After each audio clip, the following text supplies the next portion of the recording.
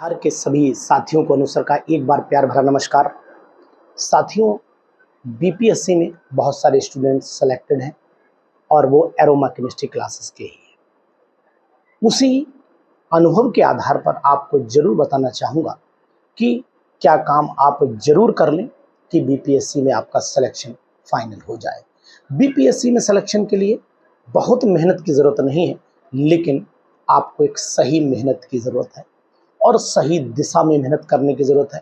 ज़्यादा किताबें खंगालने की ज़रूरत नहीं है, एक कॉन्फिडेंस मेंटेन करने की ज़रूरत है जो आपको सिलेक्शन के उस मोड़ तक ले जाएगी जिस मोड़ पर आप जाना चाहते हैं। बिहार पीजीटी का एग्जामिनेशन, जो लोग एस्टेट क्वालिफाई किए हुए हैं और एग्ज़ाम देने की तैयारी बना रहे हैं, यानी कि बीपीएससी टियर 4 का एग्जामिनेशन अगर आप देना चाहते हैं और अगर आप उस लायक हो गए हैं क्योंकि आपने एस्टेट का रिजल्ट देख लिया होगा, यानी कि आप उस दायरे में आ रहे हैं कि नहीं आ रहे हैं, ये आपको ज्ञान हो चुका होगा।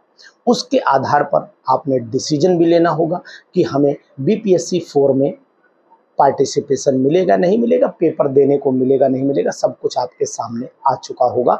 तो मैं आपको सलाह ज़रूर ये दूंगा कि बीपीएससी के लिए कुछ पॉइंट को ध्यान रखना है अगर आपको सिलेक्शन चाहिए। बहुत लंबा समय नहीं, मात्र 10 मिनट में आपको ये बताऊंगा कि आखिरकार किन किन बातों का ध्यान रख लें तो बीपीएससी एग्जामिनेशन निकल जाएगा। तो ये पूरी वीडियो आज हमारी इसी बात पर है, तो जरूर हमारे साथ में बने रहिए। हम आपको बताएंगे कि किन बातों का विशेष ध्यान रखें बीपीएससी पीजीटी एग्जाम क्वालिफाई करने के लिए। सबसे पहली बात, बहुत ही इंपॉर्टेंट बात है, क्वेश्चन में यहाँ पर ऑप्शन 4 नहीं 5 होते हैं। 5 ऑप्शन में जो लास्ट का ऑप्शन होता है वो नन ऑफ द अबव और more than one of the above, यही सिलेक्शन रोकते हैं।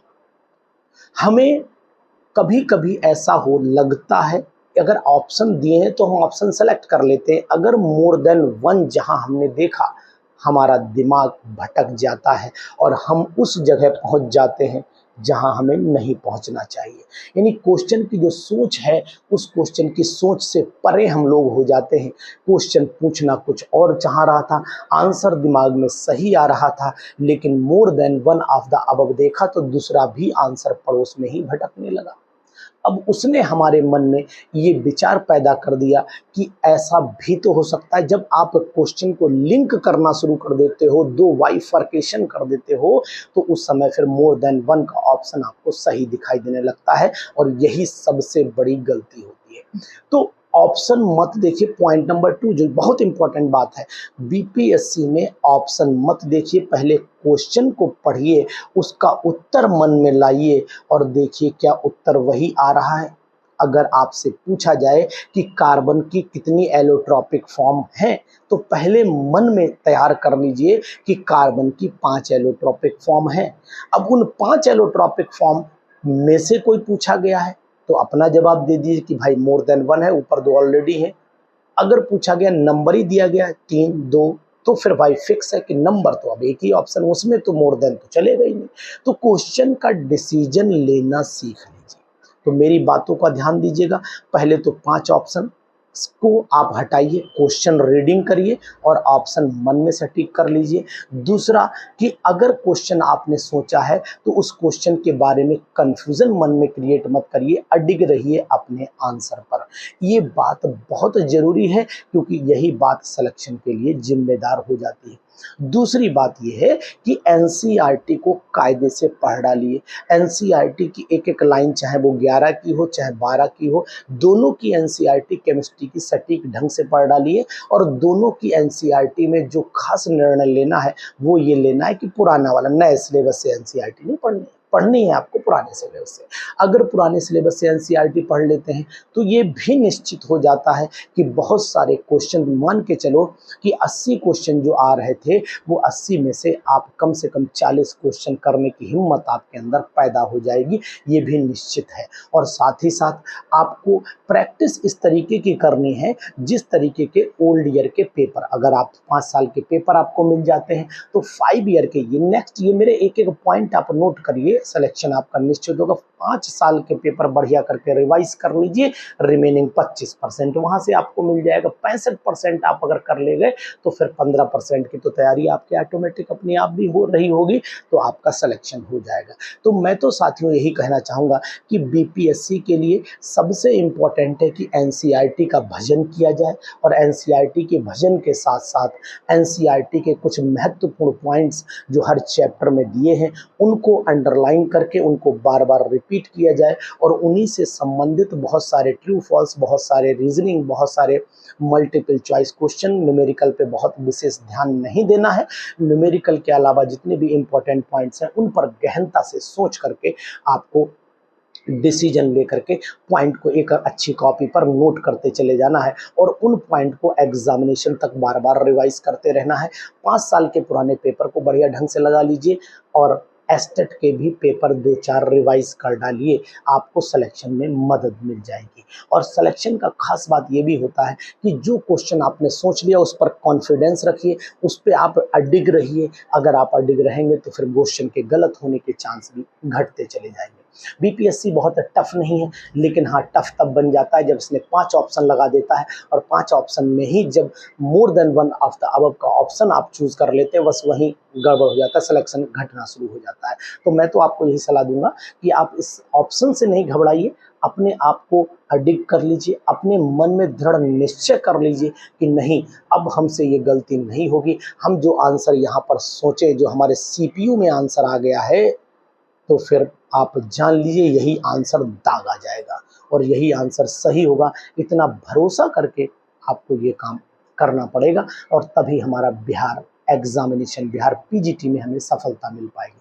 बिहार पीजीटी में सफलता के कुछ रीज़न और भी हैं जो हमारे लिए बहुत दिक्कत करते हैं। वो रीज़न क्या है वो भी मैं आपको बता देता हूँ। वो रीज़न ये है कि हम अधिकतर केवल इसी बात पर डटे रहते हैं कि पुराने पेपर का, जैसे मैंने बोला 5 साल, अब सबको 5 साल का पेपर दिखाई देगा, इसके बाद कुछ नहीं दिखाए। मैंने जो पीछे बोला भी एनसीईआरटी, वो नहीं दिखाई देगी। तो एनसीईआरटी पढ़ने के बाद जो साइड बुक आप रखते हैं, उन साइड बुक में जो रीजनिंग क्वेश्चंस होते हैं, जो हाई ऑर्डर थिंकिंग क्वेश्चंस होते हैं, जो मल्टीपल चॉइस में मैच द कॉलम के क्वेश्चंस होते हैं, इन पे फिर विशेष क्यों ध्यान नहीं दे पा रहे हैं आप? इन पे भी तो एक बार गहनता से ध्यान दीजिए, तभी तो सिलेक्शन के दायरे में पहुंचेंगे। तो केवल पढ़ करके काम नहीं चलाना है, पढ़ने के बाद उसकी एप्लीकेशंस, उसको अप्लाई करना आपको सीखना चाहिए, और कॉन्फिडेंस को मेंटेन करना चाहिए। तो एक कॉन्फिडेंस जरूरी है आपको बीपीएससी क्वालिफाई करने के लिए, क्योंकि जो 5th वाला ऑप्शन बढ़ाया गया है, ये 5th वाला ऑप्शन तभी आप सही कर पाएंगे जब आपके अंदर एक बढ़िया कॉन्फिडेंस होगा, एक बढ़िया जज्बा होगा, एक बढ़िया लेवल होगा आपके अंदर, तभी हो पाएगा। अदरवाइज यही जो ऑप्शन है वो आपका सिलेक्शन रोक लेता है। तो साथियों, मैं बहुत ज़्यादा लंबी बात आपसे नहीं करूंगा, इन पॉइंट्स का ध्यान रखिए जो मैंने आपको बताया है कि आपको क्या करना चाहिए। इस पूरी वीडियो को ध्यान से सुनिए, एक एक पॉइंट जो मैंने 3-4-5 पॉइंट आपको बताए हैं, इन पॉइंट को जहन में उतार लीजिए और अच्छे ढंग से स्टडी करके प्रैक्टिस कर डालिए। सिलेक्शन आपका निश्चित हो जाएगा। 2 या 3 घंटे पर डे पढ़ लीजिए, यही सिलेक्शन के लिए सफिशिएंट है। 8 से 10 घंटे की बीपीएससी निकालने के लिए ज़रूरत आपको नहीं। तो क्या 3-4 घंटे में हमारा सिलेक्शन हो जाएगा? क्या इन 3-4 घंटों में हम जंग जीत लेंगे? बिल्कुल 100% जीत लेंगे, लेकिन शर्त यही है कि जो हमने बताए हैं कदम, वो कदम आपके पढ़ने चाहिए। अगर वो कदम पढ़े तो विजय आपकी होगी, जीत आपकी होगी, और ये चारों तरफ का जो आपका माहौल है ना, समाज, ये आपको सलाम करेगा, आपको सैल्यूट करेगा। क्योंकि अगर एक जंग आपने जीती तो कई जंग जीतने का जज्बा यहाँ पर पैदा हो जाएगा। बीपीएससी निकल गया, यूपी पीजीटी 100% निकाल दोगे, एनवीएस निकल गया, केबीएस आप निकाल दोगे। ये कॉन्फिडेंस होता है। एक सीढ़ी जब हम लोग चढ़ लेते हैं तो दूसरी सीढ़ी चढ़ने में हमारे अंदर ऑटोमेटिक जज्बा पैदा हो जाता है। आपने नोट किया होगा कि जब एक छोटा सा बच्चा होता है ना, चलता है, तो घुटनों जब क्राउलिंग करता है ऐसे करके, और चारपाई पकड़ के, बेड पकड़ के खड़ा होता है और छोड़ करके 4 कदम चलता है ना, तो शायद उसके बाद जो खिलखिला के हंसता है, वो खुशी, वो लगता है जैसे मैंने हिमालय पर्वत पार कर लिया हो, मैंने हिमालय पर झंडा गाड़ दिया हो। वही खुशी आपको होगी कि एक एग्जाम अगर क्वालिफाई हो गया तो दूसरे का कॉन्फिडेंस आपके दिमाग में ऑटोमेटिकली भरा हुआ होगा। तो जज्बा नहीं घटना चाहिए और आपका जुनून नहीं घटना चाहिए। सिलेक्शन बीपीएससी में 100% हम आपकी मदद करेंगे। तो साथियों, तैयारी भी करनी है, मेहनत भी करनी है, प्रैक्टिस सही ढंग से करनी है और दृढ़ निश्चय के साथ में क्वेश्चन को समझना है और करना वही है जो हमारे मन में आएगा, सिलेक्शन फिर आपका ही होगा। तो इन बातों को ध्यान दीजिएगा, आपकी विजय हो, इसके लिए मैं ईश्वर से प्रार्थना जरूर करूँगा। Thank you.